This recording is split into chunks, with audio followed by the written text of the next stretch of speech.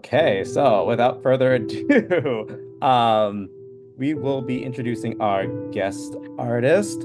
Now, for this artist, he is a certified emotionally focused therapist and psychotherapist specializing with clients who deal with depression, anxiety, abuse, and relationship problems, and is a very talented painter and artist that focuses on combining still life from nature and portrait work into surreal artworks through the use of acrylics.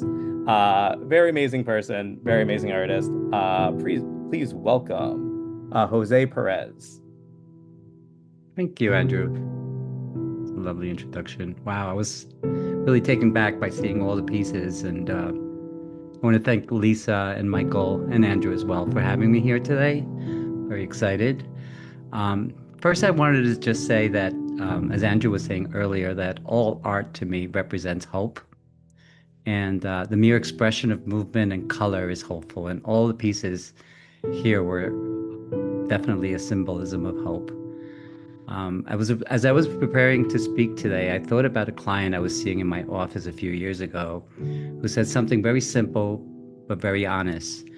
And they said, I don't feel hopeful, and I don't even know what hope is supposed to look like anymore. There wasn't drama in the way they said it. It was quiet, almost matter of fact. And what struck me most was that they weren't asking to feel better right away. They were asking for something more basic. They were asking, what does hope even look like from here?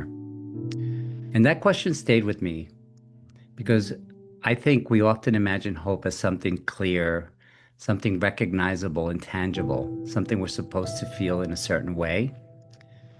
So I'm glad I was asked to speak of hope. And I chose three pieces in this exhibit because hope, at least in my experience, doesn't live in a single image. It shifts, it evolves, it changes shape. I chose these three pieces to receive the Visiting Visionary Award because to me, together, they tell a story, a narrative, if you will. Not of hope as a destination, but of hope as a process. I was also asked to explain that choosing three artists is not the customary for this award, and it will not be a practice going forward, just so you guys all know. The first piece that I chose is called Reflecting Harmony by Dennis Rodham. This image to me feels like the beginning of that process. At the center, there's this narrow trunk, almost constrained, like everything is being held tightly in one place, filled with trepidation, perhaps even worry. And then it opens up. Lines burst outward in all directions, colorful, chaotic, alive. There's no symmetry, no clear order, but there's movement. What I'm drawn to here is that sense of release. It feels like something that has been contained for a long time, finally allowing itself to expand. In my work as a therapist, I see this moment as it's often when someone begins to outgrow an old story about themselves, a belief they've carried for years, a role they've been stuck in. And there's usually fear there because expansion is not comfortable. It's unpredictable. It can feel like losing control. But there's also something else that begins to emerge in that moment, and that is possibility. For me, this image represents the kind of hope that says something more is possible, even if I don't fully understand it yet. It's the hope that pushes outward, that risks, that reaches. As a nice nin wrote, and the day came when the risk to remain in the bud was more painful than the risk it took to blossom. One of my favorite quotes, by the way. But hope doesn't stay in that outward expressive space. The second image, Hanging On to Hope by Aviva Sakolsky, brings us somewhere very different.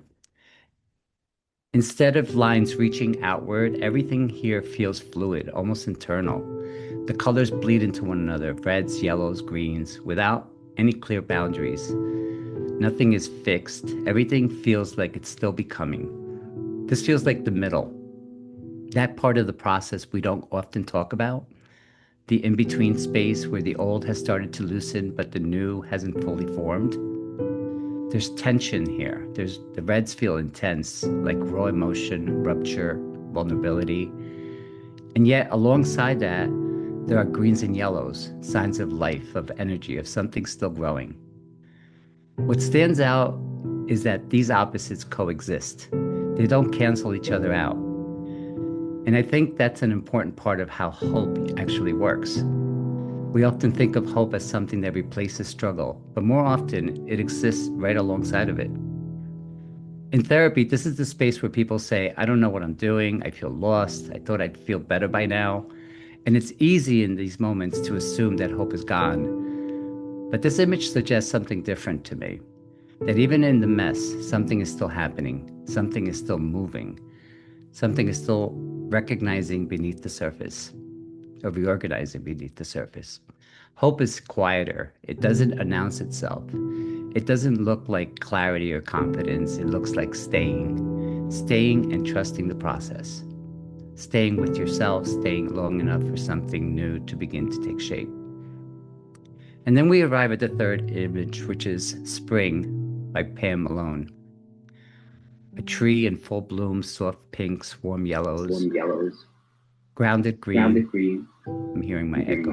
That's okay. The branches drape downward, creating a kind of shelter. And beneath that shelter, there's a figure sitting and resting, not striving, not searching, just being.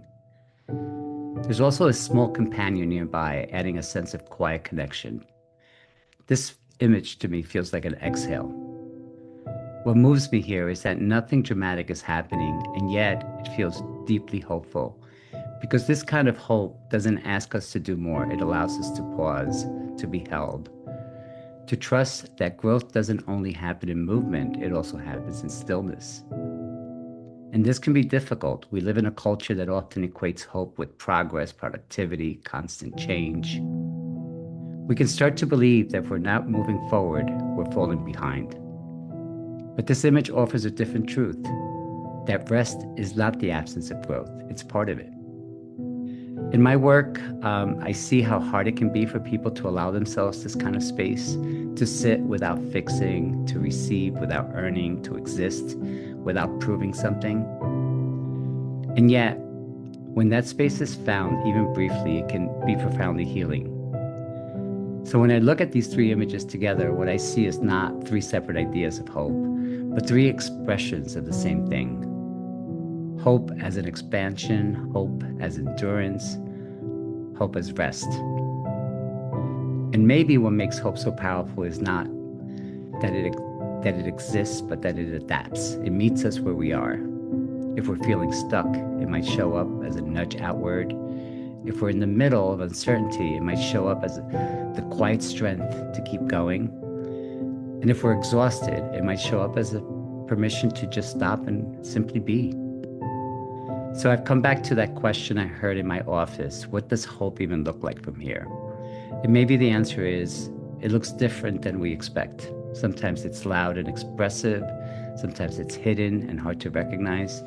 And sometimes it's as simple as sitting under a tree, not needing to be anywhere else and trusting that something even then is still growing. So I hope that this was hopeful, pun intended. And congratulations to all three winners of the Visiting Visionary Award. I was also asked to announce the awards for this fantastic exhibit tonight. And I'd like to give each artist an opportunity to say anything they wish to, if so inclined. In the first place, we have Empowered Women by Anne Constantino Beck. Anne, if you're here, congratulations. Not sure if you want to speak and say something.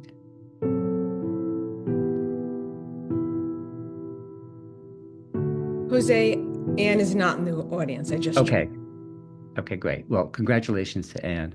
The second place we have Autumn Glow by Aprajita Lau. And I don't know if she's here today. Wants to speak? She is not here today. Okay, great. In third place, we have Boss Babe Universe by Erica Soto. Is Erica with us today? Erica is not here. Okay, right. Just wanted to give, the space for people to to respond if they so willingly and if they were present. As an honorable mention, we have Literary Illuminations by Eric Colin. And a second honorable mention is Awakening by Greer Jonas. Eric is here and so is Greer. So maybe Okay. Eric could speak first. Great. Can you hear me? Yes. Yes. Thank you. It was a while I hadn't really painted because I was involved in other things. And so it was sort of an explosion. And, your words about hope during this time kind of it resonates. And I think in this picture, as I was doing it, the light was so overwhelming and I just kept throwing in colors and colors. It was a force that couldn't be stopped. Mm. And and light through knowledge, obviously, is a nice tie-in. So that's where that's at. And I allowed myself to be a little more cartoony and abstract so I can really play with it more and not be so stuck with reality and just let the colors fly. So thank you and for appreciating it. Awesome. Thank you. And I don't know if Greer Jonas wants to say something as well. Hi. I am so honored. This exhibit is just beautiful and so touching. When I did this painting, it was around 10 years ago. But when I saw the color of hope, it just really fit, especially now because it's kind of mysterious. And but then you see the light, and that is really what hope is about, like right now, in my opinion. It's not obvious, and it's not about making yourself wrong. It's just like breathing and letting go, and then you see the light.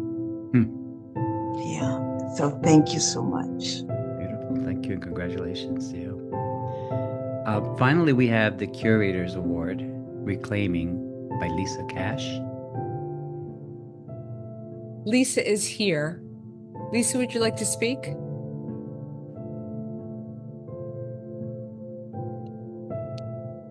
I guess not. So let's move. Okay. And last but not least, we have The People's Choice, which is Hope by Rachel Williams.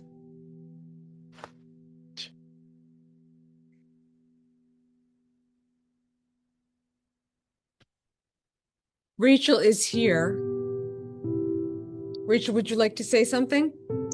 Thank you very much. I did this piece a few years ago, and the title happened to be Hope. And this is a part of a larger series called the Banned Book Series, which brings to light all of these books that are banned or the topics of being banned. So, it speaks on hope in a few different aspects. So thank you. I'm glad to be a part of this.